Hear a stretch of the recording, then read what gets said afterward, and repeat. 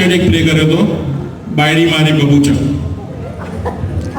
આ વર્ષે એનો બીજો ભાગ છે મારી બાયડી ભારે વાયડી.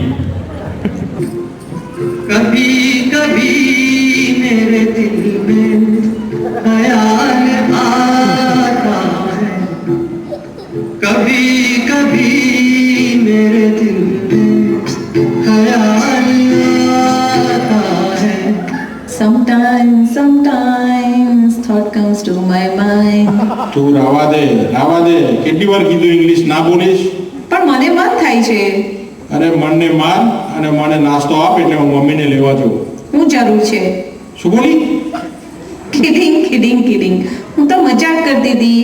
મને ખબર છે મમ્મી આજે જાત્રાએથી પાછા આવે છે.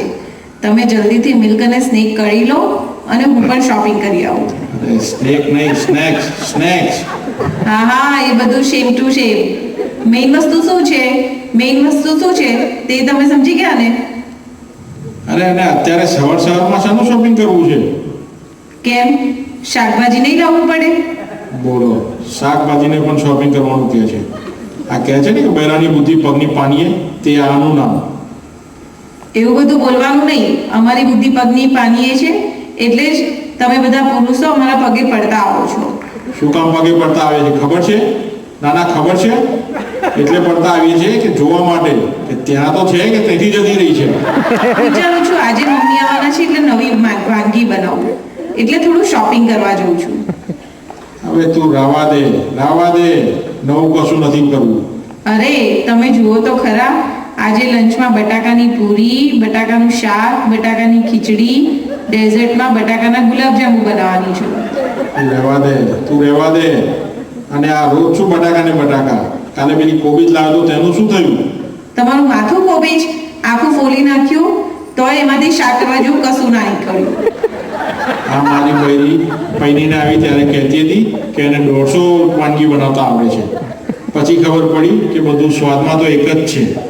મારા બધા મિત્રો કહે છે કે એમની બૈરીને ખાવા બનાવતા આવડે છે પણ બનાવતી નથી. મારા વારીને આવડતું નથી પણ બનાય કરે છે. અમારું લગ્ન એક માજીએ કરાવ્યું હતું. ધરમથી કહું છું માજીને હજુ શોધું છું. કોઈને મળે તો મને કહેજો. સાંભળો છો? મિલ્ક ને સ્નેક કરી લો. મને ભાગવા દે અહીંથી, નહીં તો નાસ્તામાં પણ બટાકાની ઇડલી આપશે.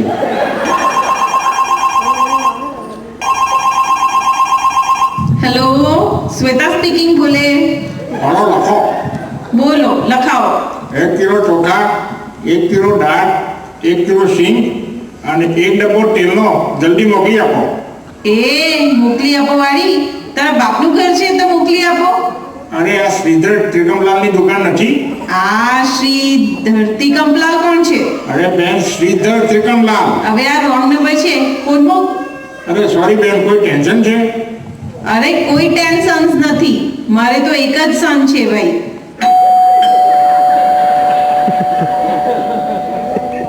આ અત્યારે કોણ આવ્યું હશે? અરે સર, તમે? આ તમારા છોકરાને શું થઈ ગયું છે એ સીધો જ નથી થતો.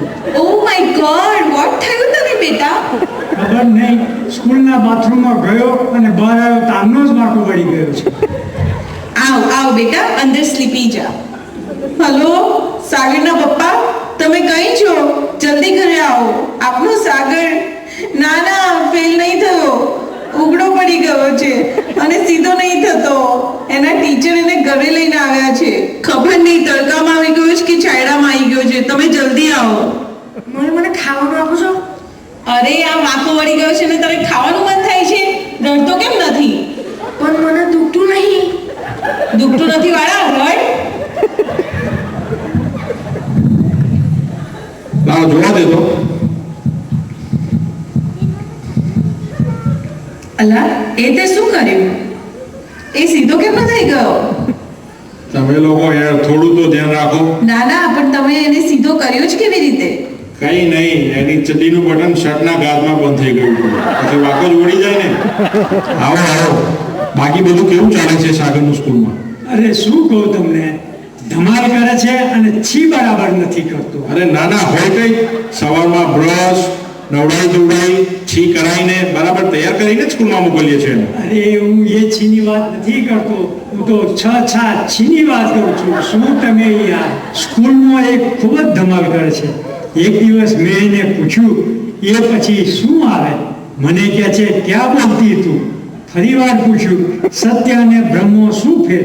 તો કે તમે અમને ભણાવો છો એ સત્ય છે, પણ તમે જો સમજતા હોય કે અમે ભણીએ છીએ તો એ તમારો ભ્રમ છે. આવો આવો બેસો.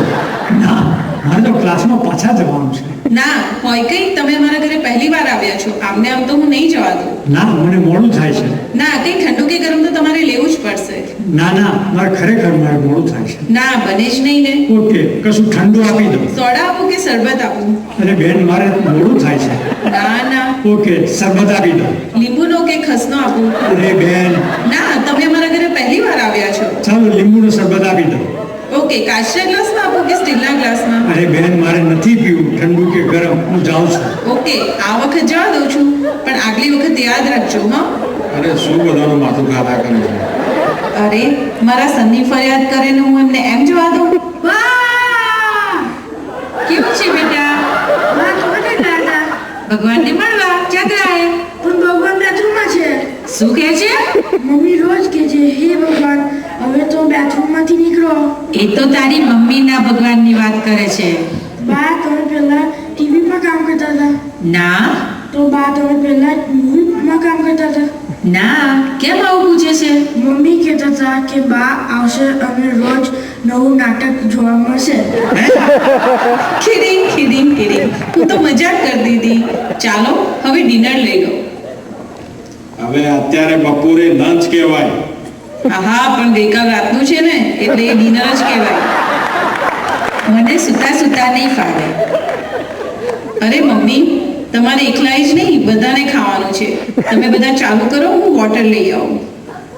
વહુ સાંભળો છો? તમને કહું છું, સાંભળો છો કે? તને સંભળાય છે કે નહીં? મમ્મી બોલાવે છે. તમને સંભળાય છે? મને તો સંભળાય જ છે ને. તો તમે જાઓ. જો પાછી બોલી. અરે સાસુ બોલાવે ને તો પહેલી બૂમમાં કોઈ દિવસ જવું જ નહીં તો આખી લાઈફ કામ જ બતાવ્યા કરે. શું કહો છો મમ્મી? આ બટાકાની પૂરીમાં બટાકા તો દેખાતા નથી. આમ તો તમે પણ કાશ્મીરી પુલાવ બનાવો છો, એમાં ક્યાં કાશ્મીર દેખાય છે? કિડિંગ તો મજાક કરતી હતી.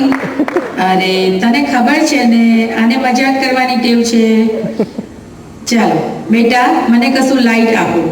કાલે જ ઉડી ગયેલા લાઈટના ગોળા થ્રો કર્યા. અરે લાઈટ એટલે કઈ હલકો ખોરાક આપ એવું કે છે. હવે બધું શિમટું છે.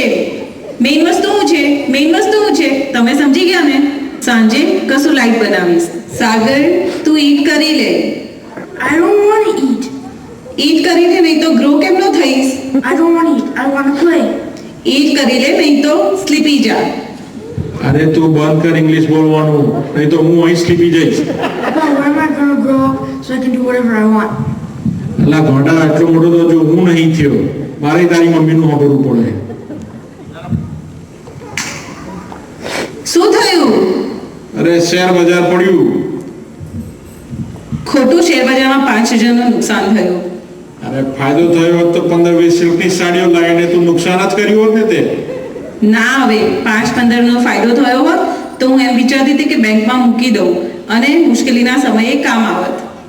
આ અચાનક આ ડાઈ વાતો કેવી રીતે કરવા માંડી હે?